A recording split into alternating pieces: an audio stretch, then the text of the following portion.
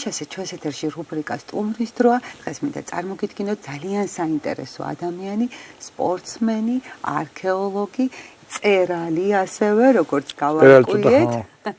ცხოველთა მოყვარული და გულშემატკივარი, ქუჩის ცუგების დიდი მეგობარი გია თორთლაძე. გამარჯობა ბატონო გია. ძალიან დიდი მადლობა რომ გვესტუმრეთ და მადლობა ასეთი მოგებულებისთვის. მე წავიკითხე თქვენი მოთხრობა, ქუჩის ძაღლები. გამიკვირდა, მოვიხიბლე. საიდან იცნობთ ასე კარგად მათ ფსიქოლოგიას? რა, ძალიან მიყვარს ცხოველები. სამწუხაროდ ეხლა ჩემი რეჟიმი ცხოვრების, ანუ სუნთაში ხშირად დავდივარ და ამიტომ არ მაძლევს საშუალებას რომ ვიყოლიო, იმიტომ რომ მოვლაჭირდება როგორც პატარა ბავშვს. ბავშვი კიდე უფრო ადვილია იმ თვალსაზრისით, ბავშვი იზრდება და დავშვათ მე ნაკლები ყურადღება ჭირდება და ცხოველს რომელიც სახში ყავს, ამ შემთხვევაში ძაღლს გულისხმობ, ბავშვი არა მუდმივად და ასე ირნო და ავარჯიშო. მე გული მიკვრება ხომ ვხედავ, მოყავს ვიღაცას ძაღლი, ყავს, ალბათ უყვარს ეს ძაღლი, მაგრამ აი გასუქებული, მოდის ძლივს მოდის ეს ძაღლი, პატრონიც ალბათ ხშირ შემთხვევაში ეგრეა ხოლმე და ამიტომ ის ვერ ავარჯიშებ და საწოდაობაა ეგ მაგას დიდი პასუხისგებლობაა, როცა ყავს სახში ცხოველი, ნებისმიერი ცხოველი. კატები უფრო ადვილია იმ თვალსაზრისით, არ ჭირდება ვარჯიში და წაყვანა სადღაც და გაყვანა და ძაღლი რთულია და თუ იღებ ამ პასუხისგებლობას, კეთილი უნდა ინებო და ავარჯიშო. მე მინახავს როგორ ავარჯიშებენ ძაღლებს საქართველოში და ფარგლებს გარესაც. კია, ჩემო კარგო. ძალიან ცოტა მწერალი ვიცი საქართველოში, რომელიც ძაღლის შესახებ დავშეთ რაღაცა ნაწარმოებში წერს. აი ნოდარ დუმბაძეს აქვს ძალიან კარგი მოთხრობა. და ეხა თქვენს მოთხრობაში ვნახე ეს ძალიან დიდი სიყვარული და დამოკიდებულება, კეთილი, რაც ვიგრძენი. აი რა იყო ინსპირაცია? ეს მოთხრობა თქვენ დაწერილი გაქვთ 2011 წელს პაკისტანში. იქ პაკისტანელი ცუგები გაიცანით თუ როგორ მოხდა? არა, ისა ეხლა რატომ მომინდა დაწერა ზუსტად ვერ ვამბობ, მაგრამ უფრო იმიტომ რომ პაკისტანში ძალიან ცუდად ეპყრობიან ძაღლებს. საერთოდ მუსულმანურ სამყაროში ყველგან ცუდად ეპყრობიან ძაღლებს. კატები უყვართ, კატები ეფერებიან, ყველა სახში ყავს კატა, მაგრამ ძაღლები არ უყვართ. უფრო მეცაც ვიტყვი, კი არ უყვართ კი არა, ძულთ ბზოქს. ხო და ეს პაკისტანში ამას მე ვხედავ, არაერთხელ ვარ ნავყოფი და ბევრჯერ მინახავს ასეთი დამოკიდებულება. მე მაგ დამოკიდებულებას ახლა 225 მილიონი არიან, როგორ შეუცვლი ხო ქვეყანას, მე კი არა, ვერავინ შეუცვლის. ეს რელიგიიდან გამომდინარეც არის, რომ ამბობენ რომ მუჰამედს უყვარდა კატა, ყავდა ხელში სულ კატა და კატა გავიგე, მაგრამ ახლა ის ხო არ ამბობს რომ ძაღლს წიხლი მიართვით რა გინდა თუ ამიტომ აი არ ვიცი რატო ექცევიან ეს. იქ მომინდა ამის დაწერა და ეხლა დიდი ხანი გავიდა მას მერე და ეხლა ზუსტად ესე ვერ ვიხსენებ რომ ეხლა იქ ნახე რაღაცა ძაღლთან ზოგადად ჩემი დამოკიდებულება ქუჩის ძაღლების მიმართ არის ძალიან კარგი, იმიტომ რომ დამოუკიდებელი ტიპები არიან, თავისთვის ცხოვრობენ, მიდიან, მოდიან ერთი უბნიდან მეორეში, არავინ არ მაგათ ზედამხედველი არ აყავთ, საკვებს თვითონ პოულობენ, სამწუხაროდ ხშირ შემთხვევაში ნაგავს. პროფესიონალები არიან, როგორ იცავენ იმ ქუჩას ტერიტორიას? ტერიტორიას იცავენ, ღამე ახლა ჩვენ ჩიხია ჩვენი ქუჩა და პატარა სახლიც აქვს იქ და ცხოვრობს ძაღლი, ხან ცხოვრობს, ხან არა, ხან მოკლედ მიდის სადღაცას, მერე მოვა. ხო და რა მინდა ვთქვა რომ ხო იცავენ ღამე მაგალითად მესმის ხომე ყეფა. ძალიან გვიან 3-ზე, 4-ზე, ხო ვიღაცა გაიარა ამ რაღაცა მოხდა, მოკლედ იცავს იქაურობას და ეს ფათაშორის მიზერია იმ მოთხრობაში მაგ ესეთ. ეს მოთხრობა ცოტა რა თქმა უნდა იუმორი გაურია რომ თლათის არ იყოს დამზაფრელი რა ქვია და თუმცა არის შემთხვევები მე არ შემიძლია მაგას ვერ უყურებ ეგეთ რამეს რა. ძალიან უხეშად შეიძლება ჩავერიო კიდევაც რომ ხედავ რომ ცხოველს ვიღაცა ცუდად ექცევა. არ აქვს მნიშვნელობა რა ცხოველს. ძაღლები კიდე განსაკუთრებულად მიყვარს, არ ვიცი. ძალიან ბევრ ქვეყანაში ხართ, ნამყოფი მოგზაურობთ მუდმივად. აი ჩვენს არხზე თქვენი გადაცემაც გადის და ვიცი რომ უამრავი მაყურებელი გყავთ და მადლიერი ტელემაყურებლების მხრიდან მუდმივად იღებთ კომპლიმენტებს და მე მაინტერესებს აი ძაღლების ქუჩის ცხოველების მხრივ ამ მიმართულებით დავშეთ ცხოველებთან დამოკიდებულება ურთიერთობა. აი რა შთაბეჭდილებას გაგვიზიარებთ? აი თქვა დადებითი მე გეტყვით ეხა ერთი თავარი ქვეყანა რომელიც საოცარი არის ძაღლების მიმართ და საერთოდ ცხოველების მიმართ. ეს არის ნეპალი. ნეპალში ცხოვრობენ ინდუისტებიც, ცხოვრობენ ბუდისტებიც, მაგრამ რატომ არის განსაკუთრებული? ჯერთი ძალიან რბილი ხალხია, არა აგრესიული, რელიგიაც რბილი აქვთ საკმაოდ, მაგრამ ყველაზე ძალიან თვალშისაცემი არის მათი დღესასწაული ძაღლის დღე.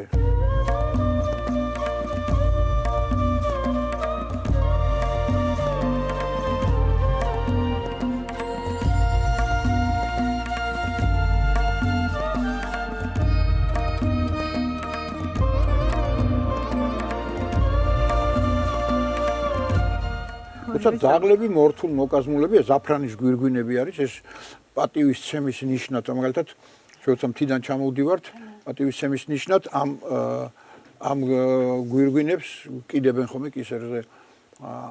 სტუმარი რო ჩამოდის აეროპორტში სადღაც ხვდებიან ამ გვირგვინებს კიდებენ და აი ამ გვირგვინებს კიდებენ ძაღლებს და დიდი პატივისცემაა, მოკლედ ეს დღესასწაულია, მთელ ქვეყნის მასშტაბით ძაღლის დღე არის სერიოზული, ესეთი კარგი დღესასწაული ნეპალში. ამიტომ ხო ეს ნეპალი ამ თვალსაზრისით გამორჩეულია. მე იქ არ მინახავს რომ ვიღაცამ ძაღლს რაღაცა დაუშავოს რა არ მახსოვს ასეთი რამ და ალბათ არ ხდება, იმიტომ რომ ეგ კი არა თუ წაუკითხავს მაყურებელს ესეთი ნაწარმოებია 7 წელი ტიბეტში ფილმიც არსებობს. ორი გერმანელი მთასვლელი, რომლებიც ერთი ინჟინერიც იყო, ამავდროულად მოხვდნენ ტიბეტში, ამ დროს იქ გერმანიაში რეჟიმია ჰიტლერის და მოკლედ ფაქტიურად ტყვეთ იყვნენ თავიდან და მერე დალაი-ლამასთან დაახლოვდნენ და მოკლედ თხოვა დალაი-ლამამ რომ გაიყვანეს არხის გაყვანა. დავით ანჯიოვის წერს ის გერმანელი მთასვლელი, რომელიც ინჟინერიც იყო.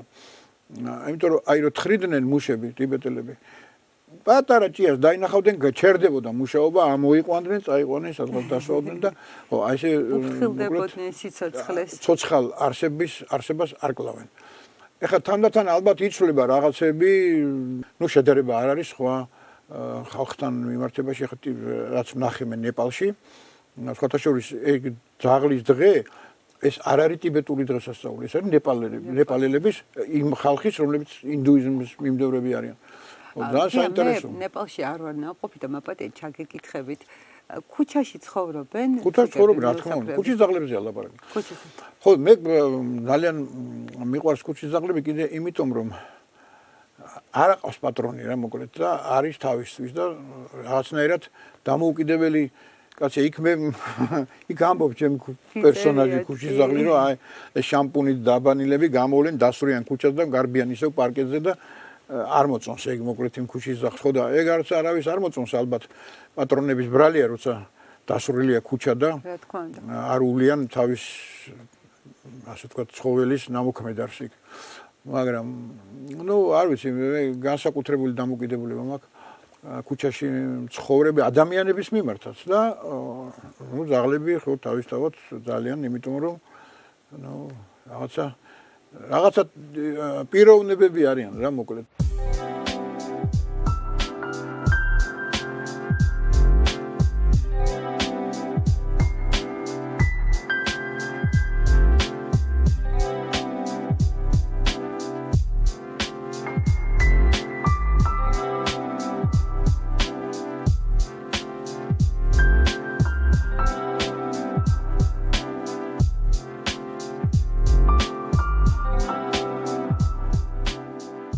რომ ჩამოდიან აქ უცხოელი ტურისტები, გაოცებულები დადიან, რომ ეს მშვიდი ძაღლები არის. ის ხალხი არის ყველაზე დიდი დამნაშავე ამ საქმეში, რომელმაც აიყვანა ლეკვი, ან სახლში ყავს და მე რაღაც მიზეზის გამო აგდებს ქუჩაში.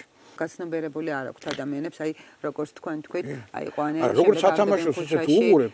მაშინ ჯობია არ აიყვანო რა, არ უნდა ყავდეს. მაგრამ ვიცი რა ადრე ყავდათ, მოდი თუ გაიხსენებ თქვენ. ხო, სტუდენტი ვიყავი ალბათ პირველი კურსის თუ მეორე კურსის, მოკლედ მახსოვს რომ მეძინა და რაღაც უცებ საბნის ქვეშ რაღაც აფართხალდა და რეჩიმო გვაჩუქეს პატარა მოკლედ ეგრეთ წოდებული მაშინ ესე ეძახდნენ იაპონკა.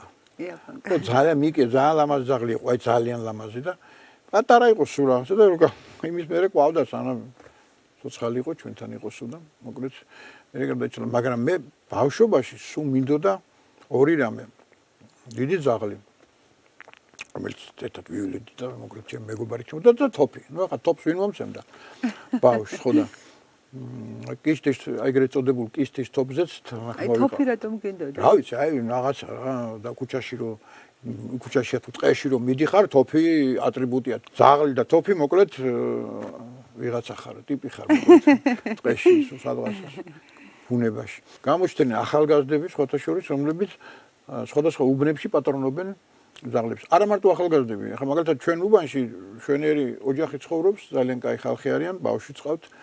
აი ქვემოთ მოკლედ მოაწყეს ადგილი და სადაც აჭმევენ მუდმივად კატებს.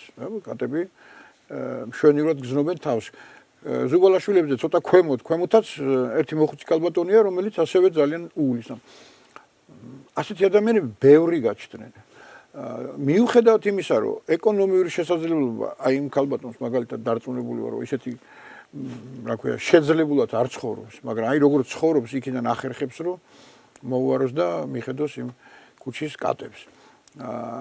ძაღლებსაც უვლიან. მოკლედ და რა ვიცი, ეს მე თუ მკითხავ, ეს უნდა ისწავლებოდეს სკოლაში, ბევრად არ ვიცი, ახლა რაღაც ეხლანდელი პროგრამები მე არ ვიცი, მაგრამ ყოველ შემთხვევაში თუ ასწავლიან რაღაცას, ეს პრაქტიკაშიც უნდა იყოს, უნდა ოჯახშიც უნდა ასწავლონ, რომ ცხოველია და არ უნდა დაჩაგრო და რაღაც არ დაუშავო და არსებობს კიდევ მიზანმიმართული აგრესია ცხოველის მიმართ და ეს არის კატეგორიულად მიუღებელი, ეს უნდა ისჯებოდეს, კანონი ამას იცავს, მაგრამ რამდენად ყურადღება ექცევა ამ კანონის მერე აღსრულებას, აი ეს სხვა საკითხია და ამას უნდა ყურადღების მიქცევა და საერთოდ ოჯახში უნდა ასწავლო ბავშვს, რომ არ უნდა ერჩოდეს ცხოველს. ეს არის 2-4, მე მგონი დღეს ცივილიზებულ სამყაროში ესეა და ახლა. პრეცედენტი შედგა. მაინც პაკისტანს ნუ ავიღებთ მაგალითად, სადაც თუდად ექცევიან. გია, ჩემო კარგო, აი წეგან ძალადობაზე და ჩაგვრაზეც ვისაუბრეთ. და აი რომ გქონდეთ საშუალება დავუშვათ მიმართოთ იმ ადამიანს, ვინც ანალოგიური რამ ჩაიდინა. აი რას ეტყოდით? ესეთი ხალხი არიან ყველაფრის ღირსები. ნუ რას გიშოვებს ახლა ის ძაღლი? როცა შენი ნებით აბსოლუტურად სწორ ადგილას არავინ თავს არ გესხმის და არავინ არ გიშოვებს და შენ უშავებ პირიქით, აი ესეთი ადამიანები დასაჯელები არიან. და მოძალადე ხარ ფაქტობრივად და საზოგადოებისთვის საშიში. ესეთი ადამიანები სახშიც მოძალადეები არიან ხომ ხშირ შემთხვევაში. ცხოველი, ვისაც არ უყვარს და ვერ იტანს და პირიქით აგრესია უჩნდება მის მიმართ, მე არ ვარ დარწმუნებული, რომ იმას ძალიან ის კარგად ექცევა თავის ოჯახის წევრებს, ან სხვა ვინმე ადამიანს. ესე მგონია და ამიტომ ბავშვები, რომლებიც ცხოველთან ერთად იზრდებიან, ისინი ბევრად უფრო კეთილები არიან, ბევრად უფრო გულისხმიერები არიან. ეს სტატისტიკა არის, ეს ჩემი მოგონილი არ არის, მთელი მსოფლიო ამას აღაღადებს, რომ ბავშვები, რომლებიც ცხოველთან ერთად იზრდებიან, უკეთესები გამოდიან, უკეთესები და უფრო რბილი ხასიათის, უფრო ნაკლებად აგრესიულები, ვიდრე ისინი, ვინც არ იზრდებიან ცხოველთან. კი, და ნამდვილად ყალიბდებიან ძალიან კარგ ადამიანებად. ძალიან დიდი მადლობა მოგეკითხეთ ამ დამოკიდებულებისთვის, სტუმრობისთვის. აი ამ საოცარი ძალიან საინტერესო და იუმორით ახსავს მოთხრობა, რომელიც წავიკითხე, ძალიან მოვიხიბლე და უამრავი წარმატება მინდა გისურვოთ. მადლობა თქვენც ასევე ამ გადაცემას, იმიტომ რომ კაი საქმეა ეს ძალიან და რაც მეტი ადამიანი ნახავს ამ გადაცემებს, მით უფრო ამ მიმართულებით გამოკეთდება მდგომარეობა.